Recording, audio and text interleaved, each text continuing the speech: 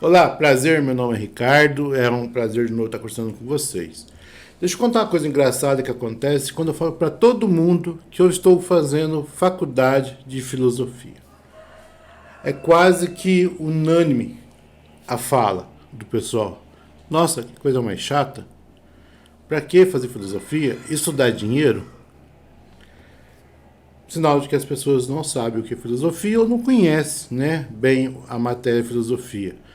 Muitas pessoas confundem filosofia com texto, né? Uma pessoa que lê muito texto. E se você falar então que você vai ser um filósofo, aí fudeu. No mundo atual, a filosofia que é tão praticada é pouco conhecida.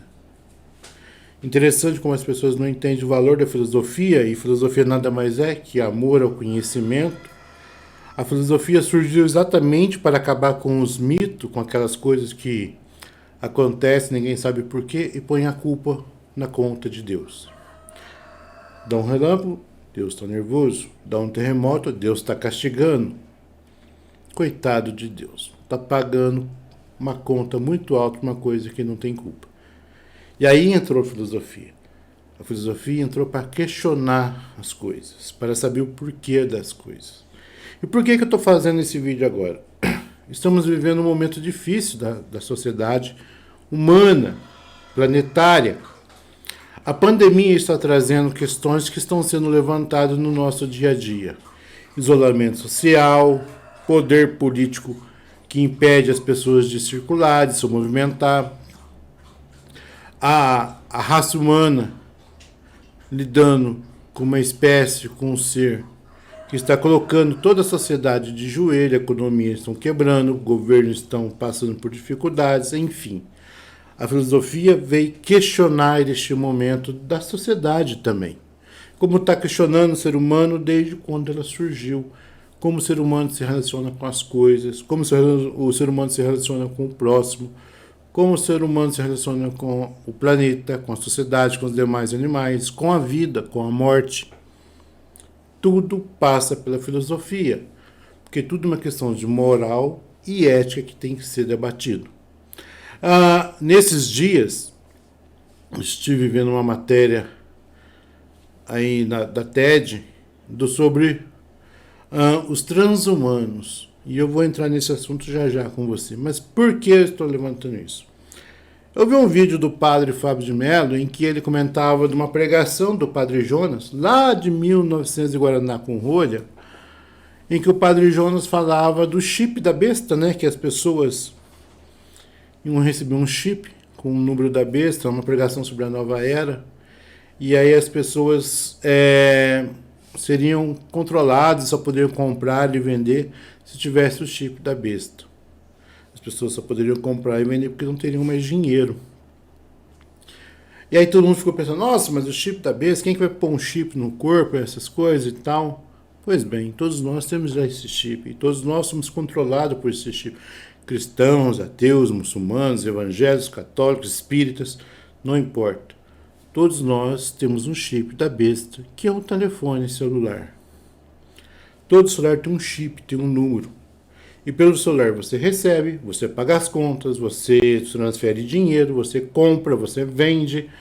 Pelo celular está ali a sua vida, seus amigos, sua família, o que você come, onde você gosta de ir, o seu percurso do trabalho, o seu percurso na caminhada. O seu celular sabe onde você está. Tudo passa por esse chip. Não é verdade? Hoje em dia nós estamos vivendo uma era tecnológica em que somos controlados e dependentes de um aparelhinho chamado celular. Muitos casamentos, muitas traições, muitos adultérios surgiram por causa do celular. WhatsApp, Facebook, Instagram são apenas ferramentas que poderiam ser usadas para o bem, mas na sua grande maioria está sendo usada para o mal. Empresas como a Coca-Cola, por exemplo, já não anunciam seus produtos nas redes sociais. E o motivo é muito simples.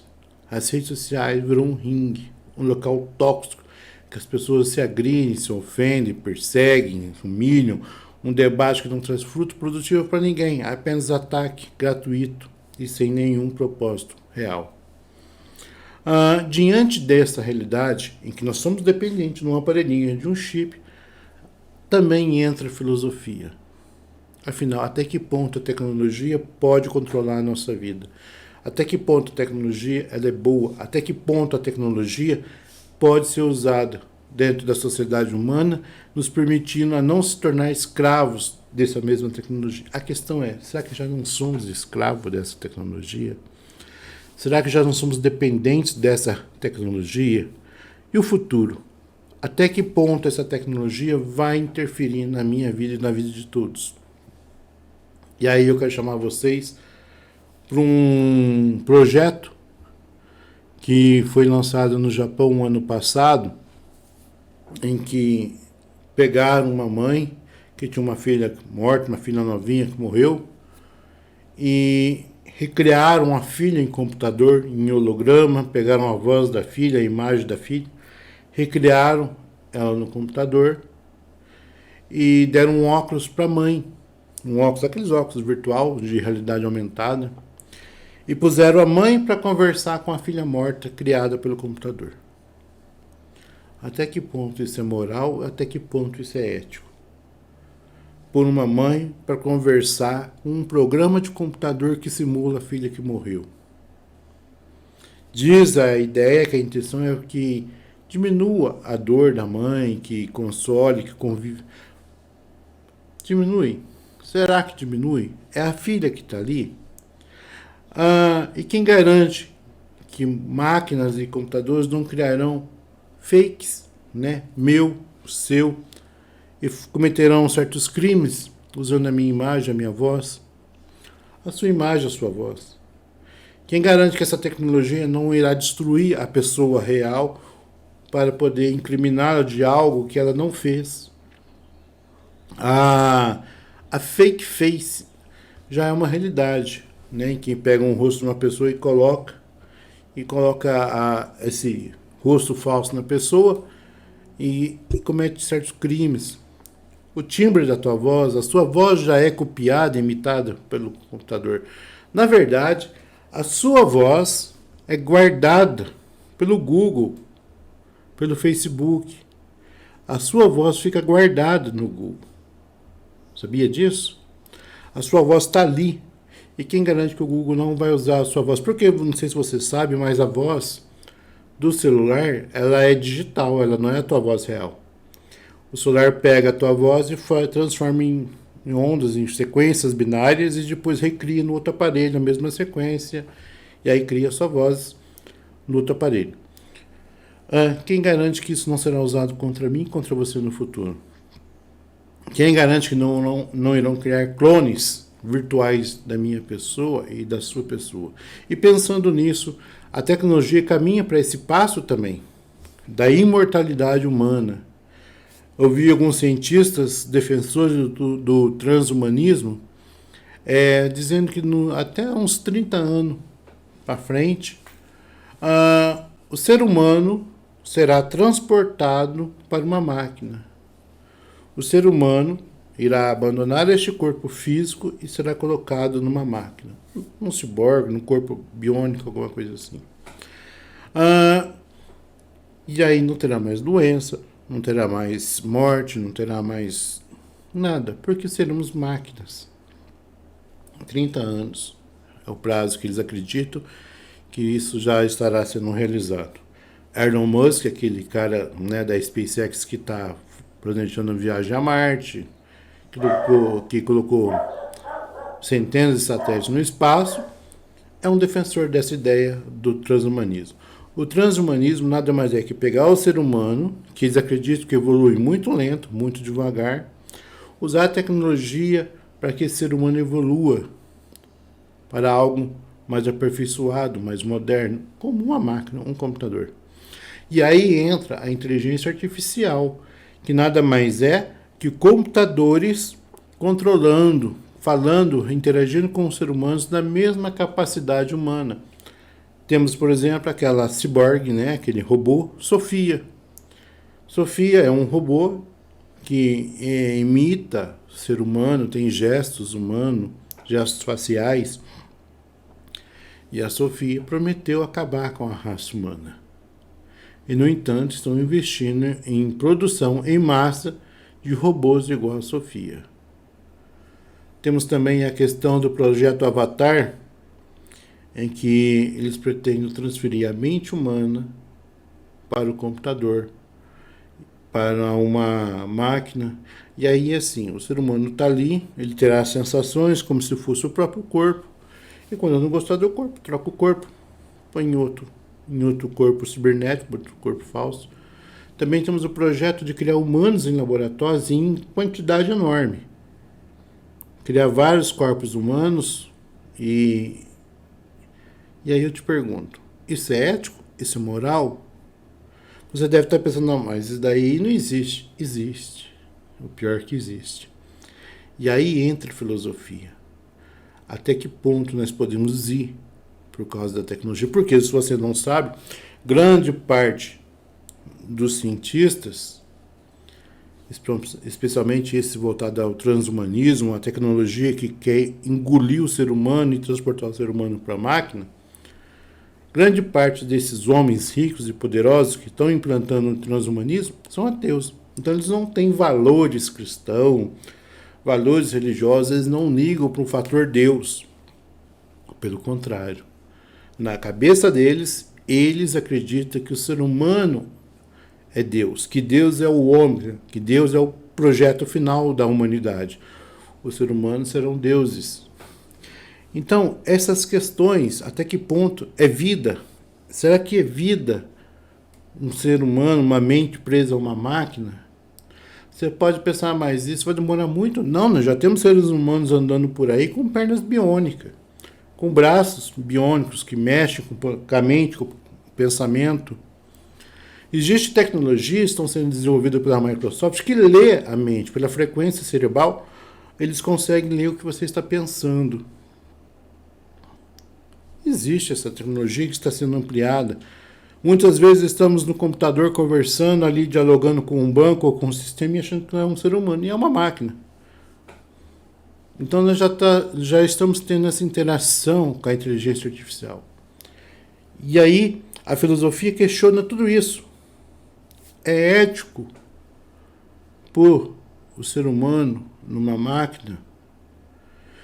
E se transmitir o ser humano para a máquina? Vamos supor que passamos a ter um corpo biônico, um corpo mecânico. Continuaremos sendo humanos?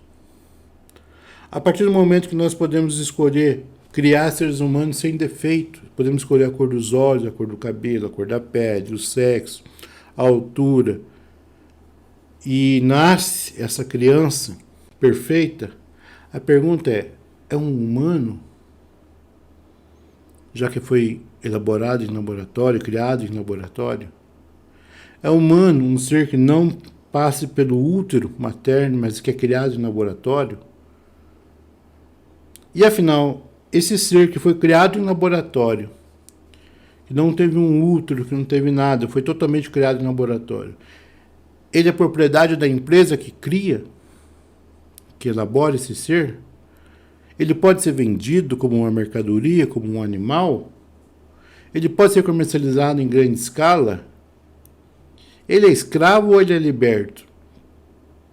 Afinal, esse ser vivo tem alma? É um ser? É vida? Esse ser de laboratório é um ser vivo? Podemos dizer que ele tem uma vida? Ou que ele é só um objeto? E quando transformamos o ser humano em máquina, não corremos o risco da própria máquina no futuro querer destruir a humanidade, igual no filme, por exemplo, De Volta, né, O Exterminador do Futuro, em que o cara volta no passado para tentar impedir a evolução das máquinas, porque ele sabe que no futuro as máquinas vão se voltar contra o ser humano. Afinal, por quê? Imagine você num mundo em que os computadores têm a capacidade humana de decidir, de julgar, de analisar. Por que um computador, um sistema informatizado, iria manter uma espécie como a espécie humana, que mata, que destrói, que é predadora em grande escala, que não respeita os outros seres, que não respeita o meio ambiente, é violenta. Por que manter uma espécie dessa? Se você eliminar o ser humano da face da Terra, qual é a destruição que isso irá causar no meio ambiente?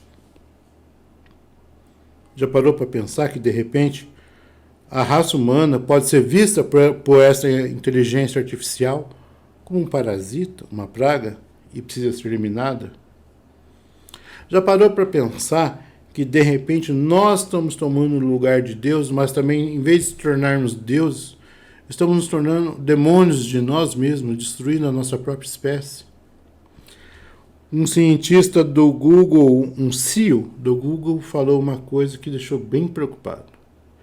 Ele disse assim, que talvez, as crianças que nascem hoje não morrerão humanas, mas máquinas. Essa geração que está nascendo hoje pode ser que daqui a 30 anos esteja habitando corpos mecânicos, corpos cibernéticos. O transhumanismo tem dinheiro, o transhumanismo tem poder para isso. Eliminar o máximo possível do ser humano, eliminar o máximo possível do poder de governos e entregar toda a humanidade, a sociedade, a grandes empresas, a grandes conglomerados empresariais, é o projeto do transhumanismo. A Google, Facebook, Microsoft, Amazon, cada vez mais eles usam tecnologia artificial e cada vez menos contratam ser humano. O Amazon, por exemplo, tem seu depósito quase que totalmente robotizado. Quase totalmente. As entregas agora estão sendo feitas por drones lá nos Estados Unidos. Cada vez menos necessita do ser humano. No seu emprego, na sua empresa que você trabalha, cada vez menos tem pessoas trabalhando em máquinas ocupando o lugar. No campo, que era o local onde o braço era o equipamento de trabalho, estão sendo trocados por colheitadoras, tratores para colheita, que nem precisa de motorista. Por satélite, o trator já vem colhendo. Quando essa tecnologia assumir o papel humano na produção, a pergunta que fica é, o que fazer com esse monte de pessoas desempregadas? Que governo vai conseguir manter milhões e milhões e bilhões de pessoas desempregadas? Que, na verdade, socialmente dizendo, não serve para nada. Não produz nada. É um gasto excessivo. Estamos caminhando para a nossa própria cova. A filosofia é importante para questionar este momento. Antes que chegue aquele momento, e nós não temos nenhum projeto. Temos que questionar o que é vida, e já está sendo colocado para nós, hoje, o que seria a vida. Estamos julgando a vida. Por exemplo, já estamos matando criança no ventre da mãe. O aborto é uma realidade em muitos países. A Argentina aprovou o aborto. A pergunta é, quando começa a vida? Na concepção, quando o espermatozoide fecunda o óvulo, dali 3 meses, quando começa a surgir o sistema nervoso, neural, nos Estados Unidos, por exemplo, em Nova York, pode se matar com quase 9 meses de gestação. A mãe fala, não quero mais, não quer, acabou. E a mãe pode tirar o bebê. Quando começa a vida? Quando nasce? E esse mesmo questionamento, quando começa a vida, é o mesmo questionamento quando termina a vida. Quando a pessoa biologicamente morre, quando a pessoa perde a sua capacidade neural, já que a vida começa quando começa a surgir o sistema neural do bebê, do feto. Então, a vida termina quando o sistema neural para. Se for assim, o que vamos fazer com as pessoas que estão em estado vegetativo em casa? Vamos matar todos? As pessoas que estão nas UTIs em estado de coma, o sistema neural não está funcionando, a pessoa não está respondendo ali. Vamos matá-los? Quando termina a vida? Também entra outra questão filosófica. O que é vida? Será que uma pessoa que está numa cama vegetando está viva? Será mesmo? Será que podemos chamar isso de vida? Será que uma pessoa totalmente dependente da outra para tudo é uma pessoa que está viva? Será que ela não está sendo mantida ali por causa do nosso egoísmo, não por causa da realidade que ela vive, se ela vive? Será que um sofrimento, uma pessoa em estado terminal, que está com uma doença que não tem cura, está sofrendo, será que é justo mantê-la viva? Não seria mais humano praticar a eutanásia e eliminar o sofrimento dela o quanto antes, já que não vai ter cura? Entendeu como a filosofia é importante para questionar essas realidades que estão vindo? E por que isso é importante questionar o que é vida quando começa e quando termina? Porque quanto mais o ser humano for transportado para a máquina, mais será questionado o que é humano e o que é vida. E até que ponto a nossa vida será nossa? Se estamos presos a um equipamento, a nossa vida depende da empresa que controla esse equipamento, que fabrica esse equipamento. Existem centenas de corpos congelados pelo mundo afora, de pessoas muito ricas, que acreditam que no futuro eles conseguirão transferir a mente para a máquina. Então eles congelam os corpos dessas pessoas que morreram para que no futuro o cérebro dessas pessoas seja transportado para uma máquina e eles voltem à vida. Existe, não é ficção científica não, existe. A pergunta que fica é se a filosofia, neste ponto da humanidade, ela não é mais importante do que a própria tecnologia. Porque a filosofia pode ser o ponto inicial e o ponto final do que podemos fazer sobre a nossa realidade como seres humanos. Será que não estaremos deixando de ser humano? Será que essa pandemia que está aí não está colocando nós, seres humanos, numa rota de destruição praticado por nós mesmos e pelos políticos? Vamos dar um exemplo claro da briga que está acontecendo agora, que é a vacina. Por que o presidente brasileiro não quis vacinar o povo? Por causa de um termo que o laboratório não quis assinar. Que termo é esse? Ele não garante nenhuma responsabilidade sobre efeitos colaterais que a vacina venha a ter. Ou seja, estão aplicando vacina nos nossos corpos por causa do Covid, mas eles não se responsabilizam pelas consequências que isso venha a ter a médio ou longo prazo. Cabe a nós decidir se queremos ou não tomar a vacina. E aí você pergunta, isso é ético? Aplicar no seu corpo uma substância que você não sabe as consequências a médio e longo prazo, um câncer, um tumor, uma deformação, uma infertilidade, como aconteceu em Israel, que mulheres etíopes foram para Israel, chegou lá e estavam aplicando injeção nas mulheres para que elas não pudessem ter filhos, sem que elas mesmas soubessem que estavam sendo, esterilizadas. Tudo isso é questão, tudo isso é filosofia, tudo isso é realidade que já acontece. Tudo isso já está aí, estão aperfeiçoando isso. Em 30 anos, com certeza, boa parte do corpo humano, se não for totalmente, boa parte do corpo humano será um corpo cibernético. Equipamento, máquina, mecânico, tecnologia, boa parte. Nós já temos há muito tempo partes do corpo humano que não são naturais.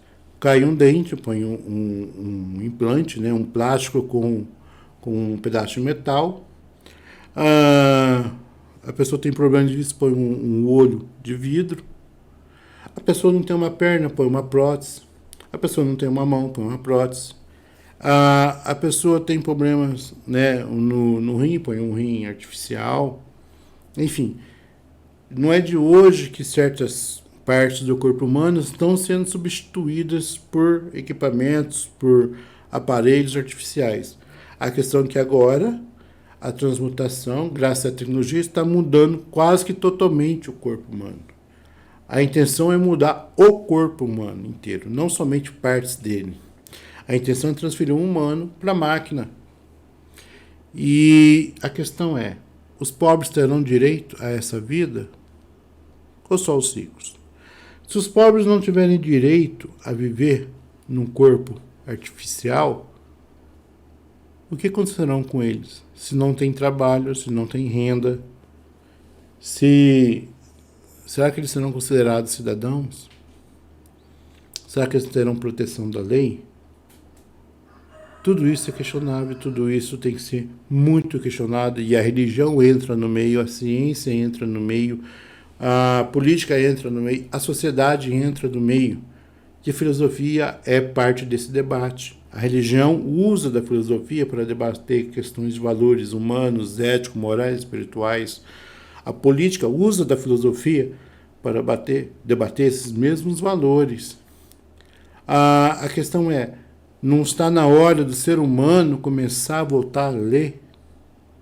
A ler, porque paramos de ler. A prova que nós paramos de ler está aí na modinha de dizer, né, eu confio na ciência. Para defender a vacinação em massa de uma vacina que não tem garantia nenhuma a longo prazo de suas sequelas, de suas consequências. As pessoas estão dizendo, eu confio na ciência, para bater de frente com o presidente.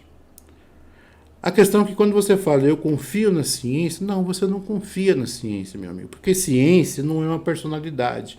Ciência não é pessoa, ela não tem poder de decisão própria. Ciência é resultado do conhecimento humano. Quando você fala que eu confio na ciência, por exemplo, você que mora em São Paulo, está dizendo, eu confio no Dória, que é governador de São Paulo, que usa da ciência para se promover, para realizar.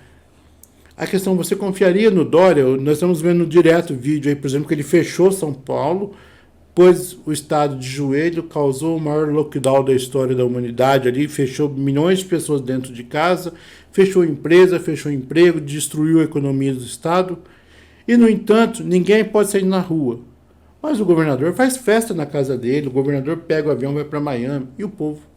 Você confia nesse cara? Que quando você fala, eu confio na ciência, você está confiando na decisão que esse homem tomou usando as ciências. Confiar na ciência é um ato um pouco de loucura, apesar que a ciência é boa, a ciência é importante. Mas você tem que saber que a ciência é conhecimento, é fruto do conhecimento de homens.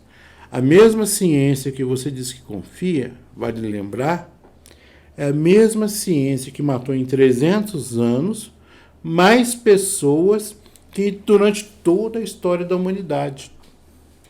Em 300 anos, milhões de seres humanos foram mortos por causa da ciência. A bomba atômica é fruto da ciência. A pólvora é fruto da ciência. A bala que mata é fruto da ciência física, da aerodinâmica. Os agentes químicos usados no Vietnã é fruto da ciência. No campo de concentração da Alemanha, muitos judeus sofreram horrores por causa da ciência dos nazistas. Então não é a ciência, é as pessoas por detrás da ciência.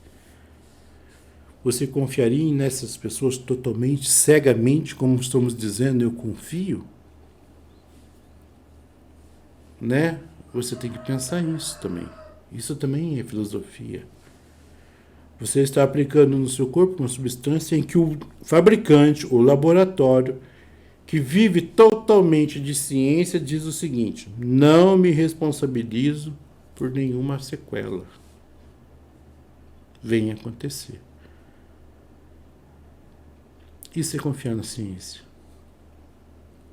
A filosofia nos faz questionar exatamente nossos valores. A questão é que nós, seres humanos, sociedade atual, não estamos filosofando, não estamos questionando, não estamos pensando por conta própria, estamos apenas repetindo aquilo que estamos ouvindo, somos papagaio. Eu lembro de uma discussão do governo, no começo da pandemia, que ele lançou um projeto lá, um monte de gente falou, não, esse governo é um babaca, esse governo quer destruir não sei o quê, esse governo está provando uma coisa que vai contra a sociedade, tudo. E eu lembro que eu perguntei para um amigo meu, que é esquerdista roxo, falei assim, qual parte do projeto você não gostou? E ele riu e disfarçou, porque ele assumiu publicamente que ele não leu o projeto. Ele estava repetindo aquilo que ouviu e ele deixou bem claro que se é para ser contra o governo, qualquer coisa serve. Ele estava repetindo, ele não gosta do governo. Então, ele estava, tudo que é contra o governo, ele reproduzia. E quantas coisas são assim? Quantas pessoas estão assim? Ah, eu sou a favor da ciência, mas não entende o que a ciência faz, o que é a ciência. Eu lembro de uma pessoa conhecida que, quando saiu aquela discussão que menino veste azul e menino veste rosa, e foi aquela discussão porque a ministra Damares, né, falou isso, e aí foi aquele debate, daí uma pessoa assim, menina veste a cor que quer, menino veste a cor que quer. E aí essa pessoa ficou grávida e ela postou a foto do quartinho do bebê que estava para chegar, era um menino, e o quarto era azul. Menino veste azul.